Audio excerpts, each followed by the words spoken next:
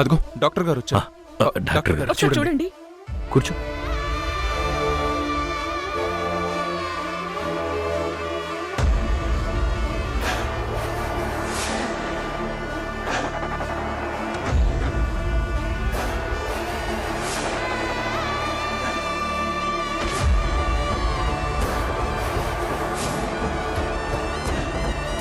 నేను ముట్టుకుంటే కార్తీకకి ఎందుకు షాక్ కొడుతోంది?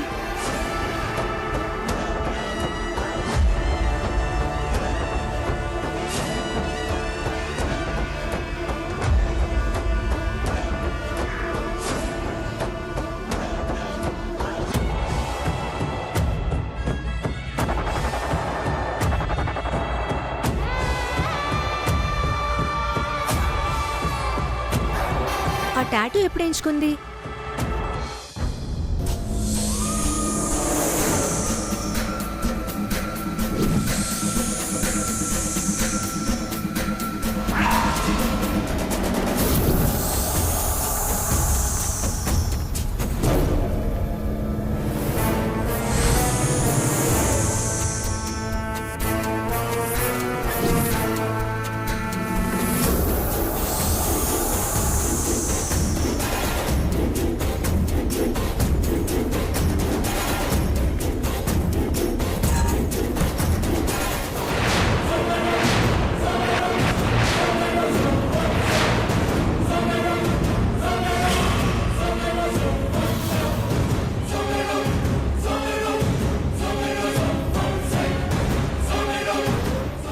టాటూ, అసలు ఈ పాము టాటూ ఎప్పుడు వేయించుకున్నావు కార్తీక? డిజైన్ బాగుందని నిన్ననే వేయించుకున్నాను.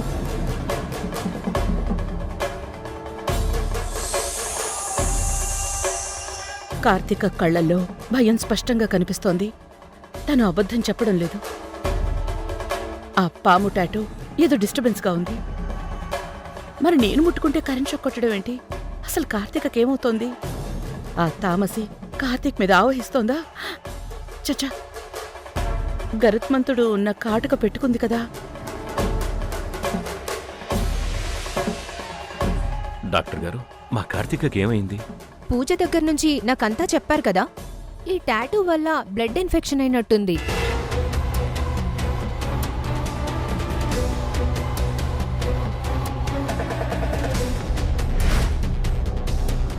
టాటూ వేసేటప్పుడు ఒక్కొక్కసారి పెయిన్ లేకుండా ఉండడానికి కెమికల్స్ వాడతారు. అలాగే టాటూ డిజైన్ కోసం కలర్స్, ఫ్లేవర్స్ వాడతారు. మేబీ ఈ టాటూకి వేడి తగలడం వల్ల వాతం చేసుంటుంది, అంతే.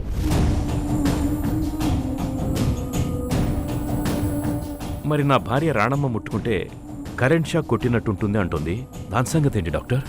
అది తన ఇమాజినేషన్ అయ్యుంటుంది. అంటే భ్రాంతి కావచ్చు. Nothing to worry. Prescription WhatsApp చేస్తాను. Nothing to worry. భయపడాల్సిందేమీ లేదు. అలాగే మేడం, వెళ్ళొస్తానండి.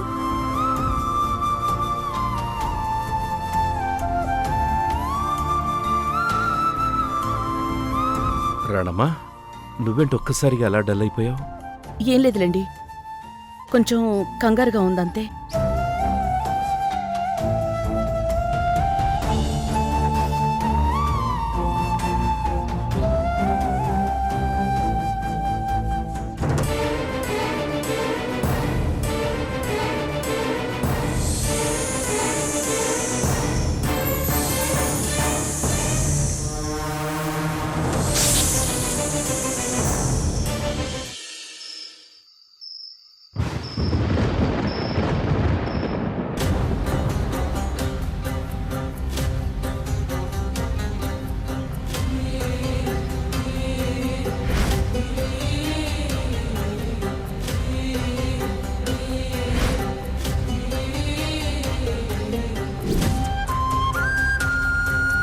నీ మీద పాము పగబట్టింది, జాగ్రత్తగా ఉండు అని కాటుక ఇచ్చి ఎన్ని జాగ్రత్తలు చెప్పాను.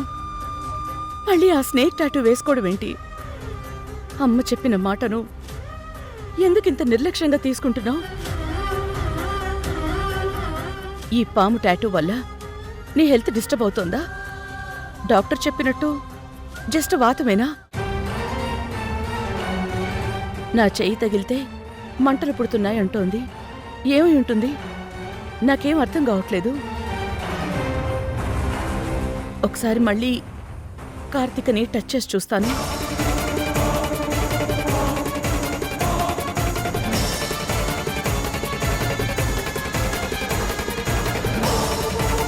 రాణమ్మ, ధర్మతేజ్ గారు, తను పడుకుంది కదా, నువ్వు కాస్త తినేసి పడుకోవచ్చుగా. పెరుగన్ను కొంచెమే తిని టాబ్లెట్ వేసుకుంది. నిద్రలేస్తే ఇంకొంచెం రసాన్నం తినిపిద్దామని ఎదురు చూస్తున్నాను. చూస్తుంటే డీప్ స్లీప్లోకి వెళ్ళినట్టుంది. ఎప్పుడు లేస్తుందో తెలీదు. నువ్వు వెళ్ళి పడుకోరానమ్మా. తను సరిగ్గా తినలేదండి. ఎప్పుడు లేచినా పాలైనా తాగిస్తానండి. కార్తీక ఆకలికి ఉండలేదండి.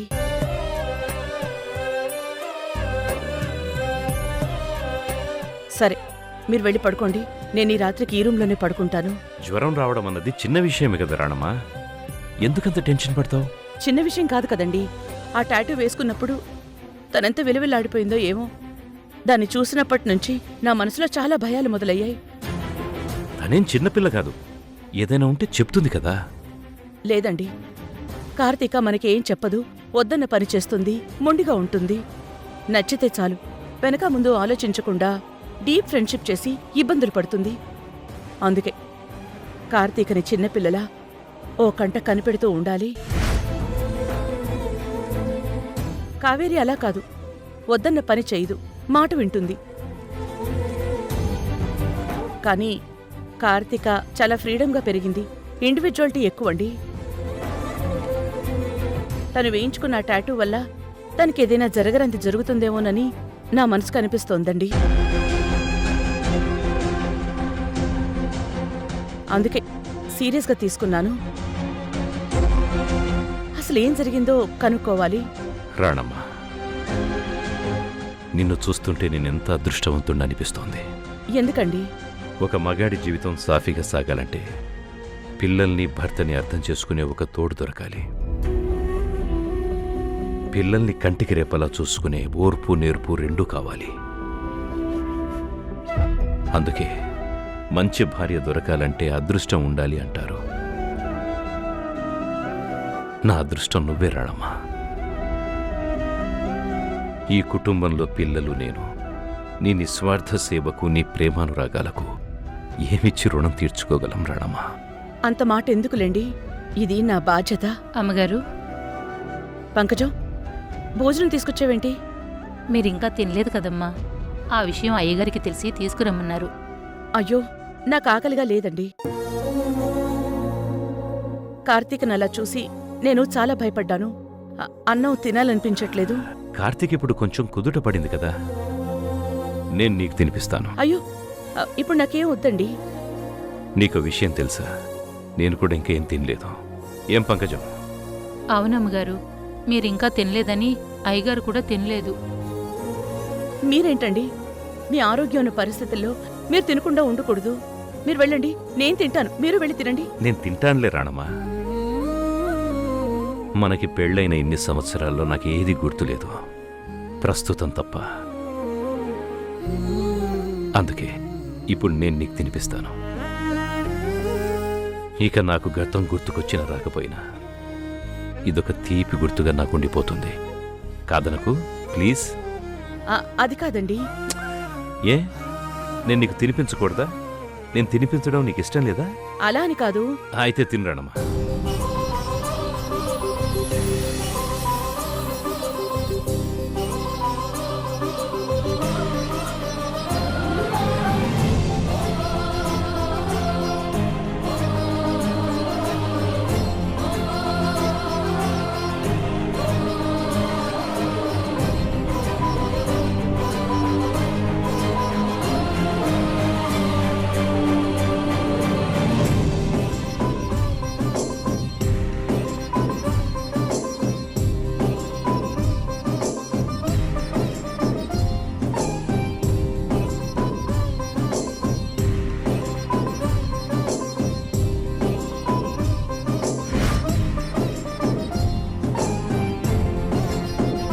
నేను తింటానులేండి, మీరు వెళ్ళి తినండి.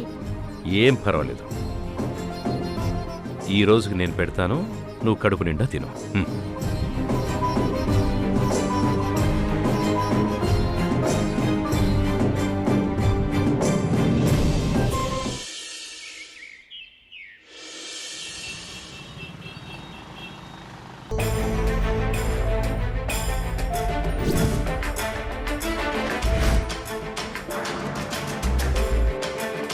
నమస్తే అన్నా. నమస్తే నమస్తే. నమస్తే నమస్తే. బాగున్నాను బాగున్నాను. రే ఒకసారి అటు చూడు.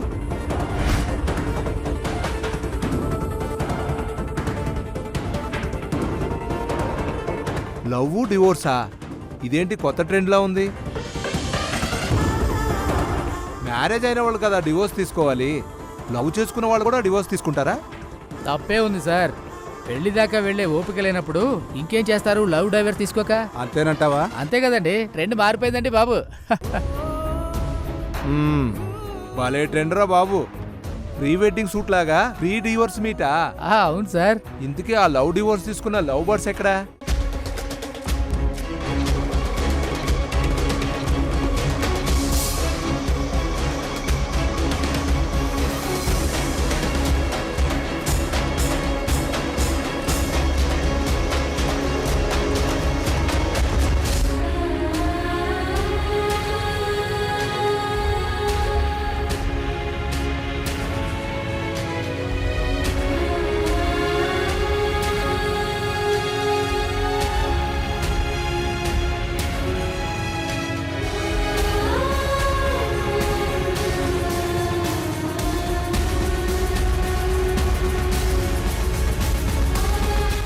మనిద్దరి టైం బాగుండాలని ఈ వాచ్ నా చేతికి పెట్టావు,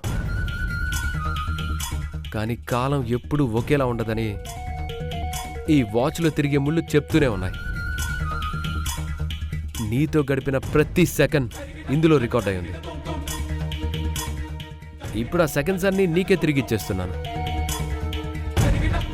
ఇక మీదట నా టైం ఎలా ఉన్నా పర్లేదు, కానీ అది నీ గుర్తుగా మాత్రం ఉండకూడదు. ఇదిగో నీ టైం నీ దగ్గరే ఉంచుకో.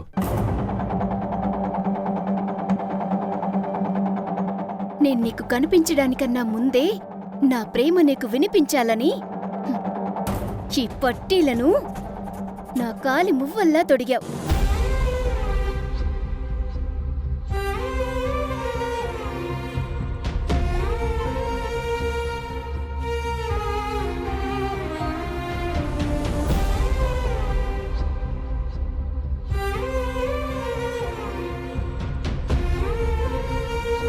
నేను కనపడకూడదు అని నువ్వు, నీ జ్ఞాపకాలు వద్దు అని నేను డిసైడ్ అయ్యాక ఈ ప్రేమ సంకెళ్ళు నాకెందుకు? ఇన్ని రోజులుగా నన్ను నేను బంధించుకున్న నీ గుర్తుల్ని నీకే ఇచ్చేస్తున్నాను.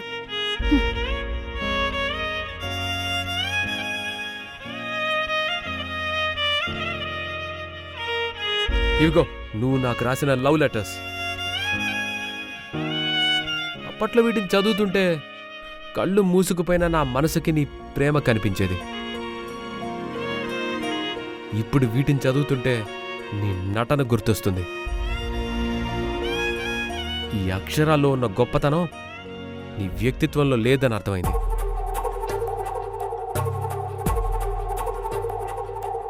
నేను లేనిదే నీ ప్రపంచం లేదని బ్లడ్తో సైన్ చేసి మరీ ఇచ్చావు కదా.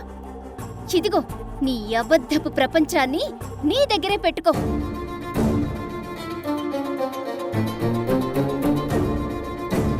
నీలాంటి ఈగోయిస్ట్ని ప్రేమించడం అంటే ఎడారిలో వాన కోసం ఎదురు చూడడం లాంటిదని ఇప్పటికి అర్థమైంది.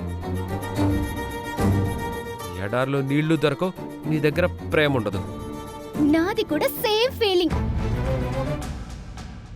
2025 ఫిబ్రవరి 14 ఆ రోజు నైట్ నేను నిన్ను చాచి చంపదెబ్బ కొట్టకుండా ఉండాల్సింది. ఇన్ని రోజులకి తిరిగి ఆ నొప్పి నాకే పుడుతుందని అప్పుడు నాకు తెలియలేదు. అదే ఫిబ్రవరి 18 నీ దిష్టి బొమ్మని చెప్పుతో కొడుతుంటే నేను అడ్డుపడకుండా ఉండుంటే ఇక్కడి దాకా వచ్చేదే కాదు. మార్చ్ 1, 2025 నేను నిన్ను కాపాడకుండా ఉండాల్సిందే. ఆ రోజు కాపాడింది ఈరోజు నన్ను నేను శిక్షించుకోవడానికని తెలుసుకోలేకపోయాను.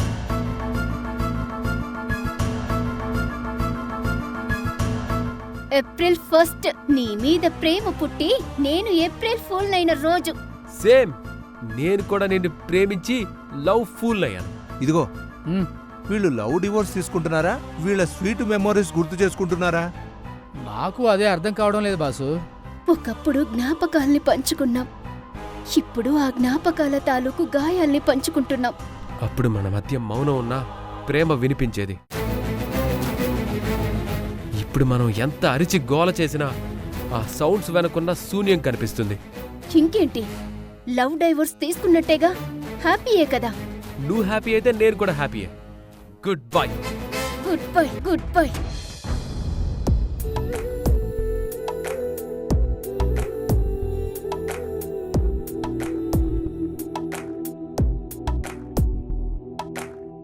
కనురెప్పల కాలంలోనే కథ మొత్తం మారిపోయిందే.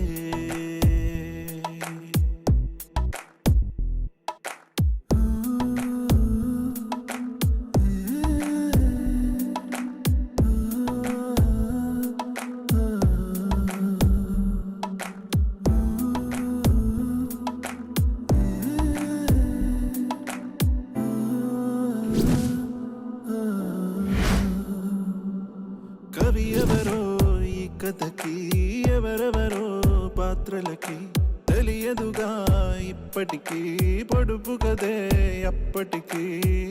మనమంటూ అనుకున్నా ఒంటరిగానే మిగిలున్నా, ఇందరిలో కలిసున్నా వెలితిని నేను చూస్తున్నా. పొరపాటు ఏదో, తొరబాటు ఏదో, అది దాటలేని తడబాటు ఏదో, ఎడబాటు చేసే ఈ గీతను దాటలేవా?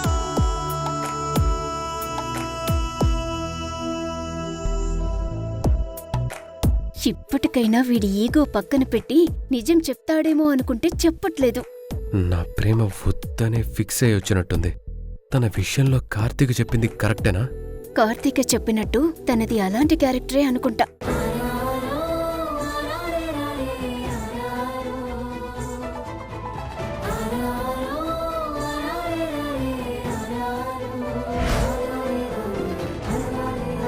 అయిపోయింది లవ్ డివోర్స్. పద.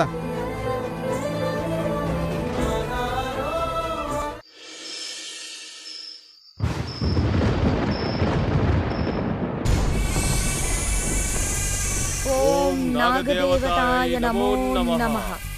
ఓం నాగదేవతాయ నమో నమః. ఓం నాగదేవతాయ నమో నమః.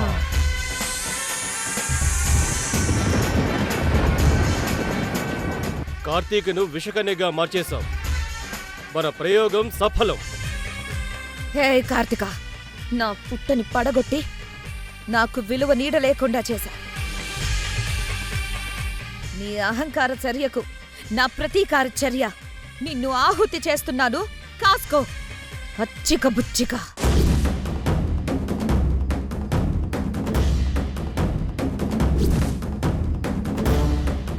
ఈ రోజు నుంచి నీ పంచేంద్రియాలు మా ఆధీనం, నువ్వు మా స్వాధీనం.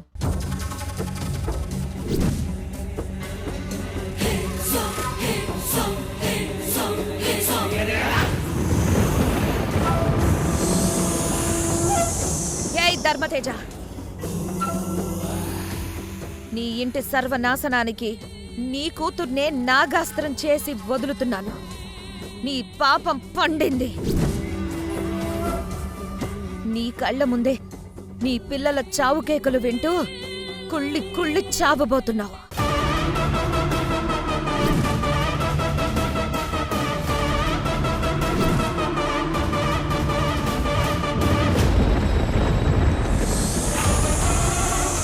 రానమ్మా, నా నాగపగను చంపి నన్ను ఓడించావు. నా శిరోమణి నాగమణి లాక్కున్నావు.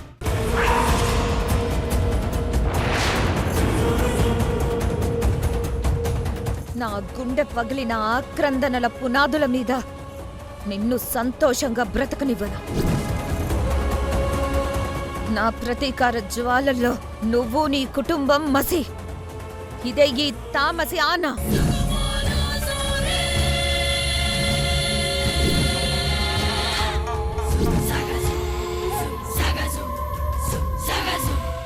ఇక విషకన్య ప్రయోగం మొదలు పెడదాం తక్షక.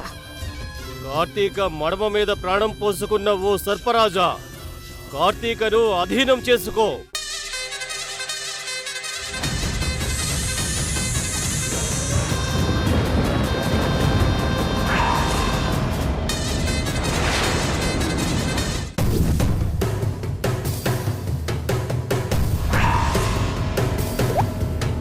కార్తీక కన్నీరు పడ్డ ఆ ఉగాది పచ్చడి విషంగా మారబోతుంది తక్షక.